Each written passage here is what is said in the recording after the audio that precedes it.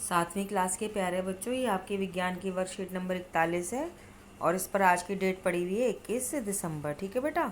तो हम गति के बारे में तो पिछली वर्कशीट में पढ़ा था। जो आप चलते हो उसको हम विज्ञान में गति कहते हैं। और मैंने एक सूत्र बताया था, चाल बराबर है कुल तय की गई दूरी बटा कुल लिया गया समय। तो बेटा इसमें हम चाल बराबर दूरी बटा समय भी लिख सकते हैं। तो इसमें आगे बढ़ते हैं। क्या कह रहे हैं कि स्कूल पिकनिक के लिए सोनिया ने बस द्वारा तय की गई दूरी का ध्यान देने का फैसला किया, लेकिन वह नहीं जानती थी कि इसकी गणना कैसे की जा सकती है, तो दूरी कैसे निकालेंगे। तो बेटा ये जो सूत्र होता है ना, इसी को बदल सकते हैं। दूरी बराबर है चाल गुणा में समय। यदि आपको चाल पता है, समय पता है, दोनों को गुणा कर दीजिए, दूरी आ जाएगी। तो यदि आपको दूरी पता है, चाल पता है, तो इस सूत्र से आपका समय आ जाएगा। तो बेटा आपने पापा की स्कूटर, गाड़ी, ऑटो, रिक्शा सब में इस प्रकार के 2 मीटर लगे देखे होंगे। तो बेटा इस मीटर में क्या होता है, गिनती होती है 20, 40, 60 ऐसे गिनती होती है।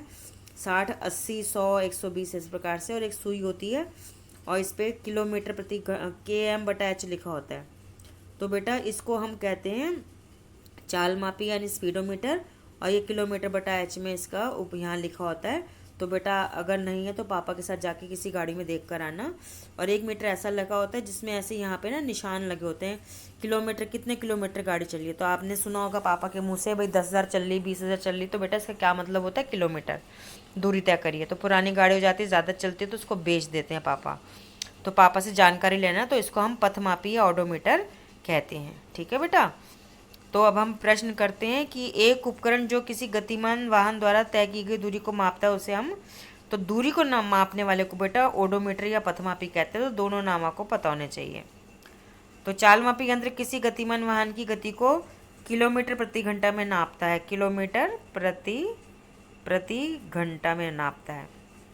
वाहन द्वारा तय की गई दूरी बराबर क्या होती है, चाल गुणा में समय। तो चाल आ जाएगा यहाँ पे, और समय बराबर है दूरी बटा चाल। तो यहाँ पर भी आपका चाल शब्द आ जाएगा। ठीक है बेटा। तो और कोविड-19 से बचने के लिए आपने क्या करना है, घर के बाहर जब भी निकलें तो मुंह पे मास्क लगाएं, नाक पे भी मास्क लगाएं। मतलब इतना बड़ा मास्क हो कि नाक और मुंह को ढक दे, क्योंकि कोरोना वायरस नाक और मुंह के द्वारा ही शरीर में प्रवेश पाता है। तो यदि आप घर से बाहर जा रहे हैं तो कोई संक्रमित व्यक्ति भी हो सकता है, तो उसकी खांसी में, छींक में थूक आएगा, तो उस थूक में कोरोना वायरस होगा। यदि आपने मास्क नहीं लगाया तो आपके अंदर घुस जाएगा सांस के द्वारा।